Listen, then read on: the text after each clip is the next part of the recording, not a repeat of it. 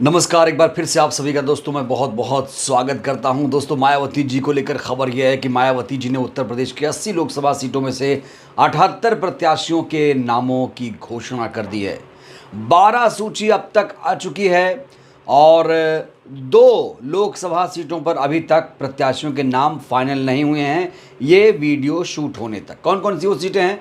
कुशीनगर और देवरिया। कुशीनगर और देवरिया में अभी प्रत्याशियों के नाम फाइनल नहीं हो पाए हैं। 12 सूची अब तक बीएसपी सुप्रीमो ने जारी कर दी है। उत्तर प्रदेश दोस्तों काफ़ी बड़ा प्रदेश है, 80 लोकसभा सीटें हैं और कहते हैं कि अगर किसी ने यूपी पर फतह कर लिया तो दिल्ली की गद्दी उसके लिए आसान हो जाती है। लेकिन इस बीच कई प्रत्याशियों के नाम भी बदले गए। कई ऐसी लोकसभा सीटें हैं जहां पर कई बार प्रत्याशियों के नाम बदले गए हैं। तो दोस्तों, आज की ये वीडियो बहुत ज़्यादा इंपॉर्टेंट होने वाली है। वीडियो आप लोग पूरा देखिएगा जिससे जो पूरा वाक्य है, मामला है, आपको समझ में आए आसानी से।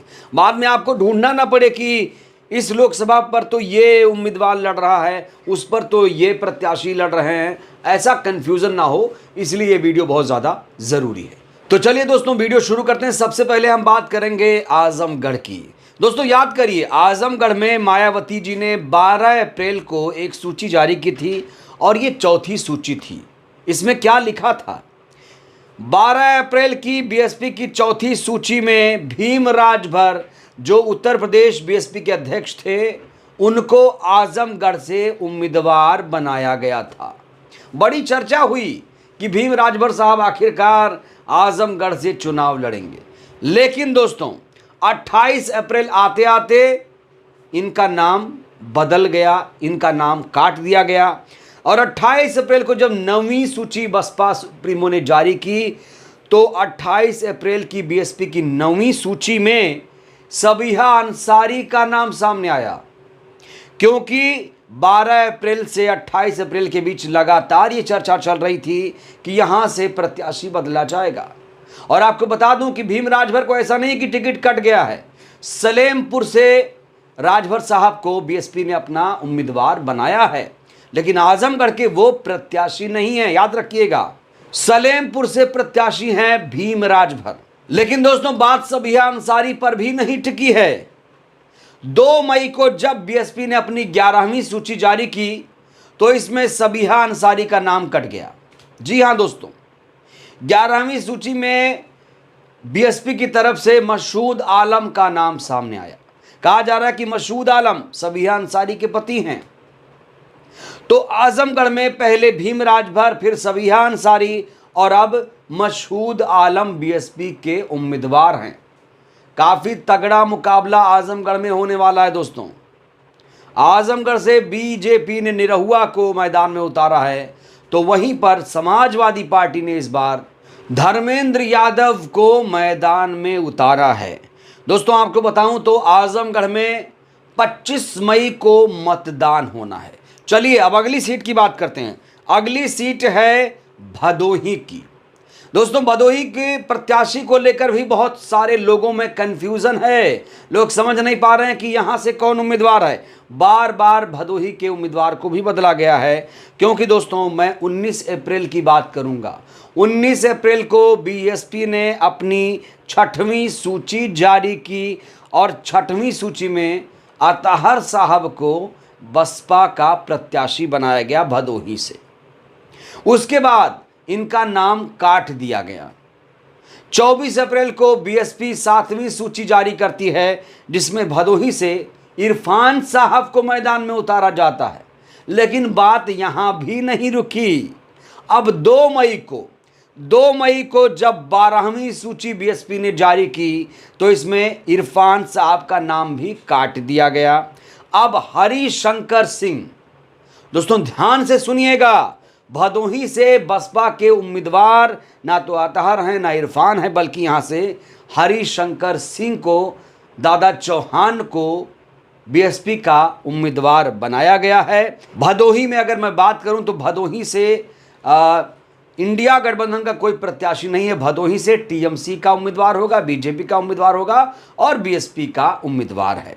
दोस्तों याद रखिए, भदोही में 25 मई को छठवें चरण में मतदान होना है। दोस्तों अब बात करेंगे संत कबीर नगर की। संत कबीर नगर की हालत भी आजमगढ़ और भदोही जैसी है, क्योंकि संत कबीर नगर को लेकर 19 अप्रैल को जब छठवीं सूची बीएसपी ने जारी की थी तो उसमें मोहम्मद आलम साहब का नाम था।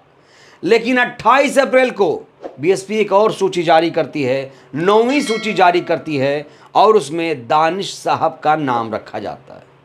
लेकिन दानिश साहब भी ज्यादा खुश ना हो, क्योंकि 2 मई की लेटेस्ट सूची जो आई है उसमें दानिश साहब का नाम हट चुका है और अब यहां से नदीम मिर्जा 11वीं सूची, दोस्तों 11वीं सूची में नदीम मिर्जा संत कबीर नगर से चुनाव लड़ रहे हैं। तो फाइनल हो चुका है, संत कबीर नगर से बीएसपी के उम्मीदवार हैं नदीम मिर्जा। 11वीं सूची में इनका ही नाम है, इसलिए मोहम्मद आलम दानिश साहब का नाम नहीं है। याद रखिएगा, नोट कर लीजिए इस बात को। संत कबीर नगर से दानिश मिर्जा ही बीएसपी के उम्मीदवार हैं। यहां पर भी 25 मई को ही मतदान होना है छठवें चरण में। दोस्तों अब बात करते हैं यूपी की बहुत मजबूत, बहुत हॉट सीट की, वाराणसी की बात करते हैं।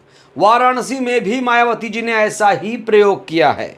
याद करिए 16 अप्रैल की तारीख जब बीएसपी ने 5वीं सूची जारी की थी तो उसमें लारी साहब को प्रत्याशी बनाया गया था। अतहर जमाल लारी साहब को उम्मीदवार बनाया गया था। जब 19 अप्रैल को छठवीं सूची आई तो उसमें नियाज अली का नाम आ गया। कहा गया कि लारी साहब कमजोर थे, इसलिए नियाज अली का नाम सामने रखा गया 19 अप्रैल को। और 2 मई को जो 12वीं सूची आई है उसमें फिर से नियाज अली का नाम हटा दिया गया। फिर से वही जो 5वीं सूची में नाम था लारी साहब का, फिर से अतहर जमाल लारी ही वाराणसी से बसपा के प्रत्याशी हैं। दोस्तों याद रखिए, वाराणसी बहुत हॉट सीट है, यहीं से नरेंद्र मोदी भी चुनाव लड़ रहे हैं। 2014-2019 में वो चुनाव जीत चुके हैं। इस बार मुकाबला कांटे की टक्कर का कहा जा रहा है।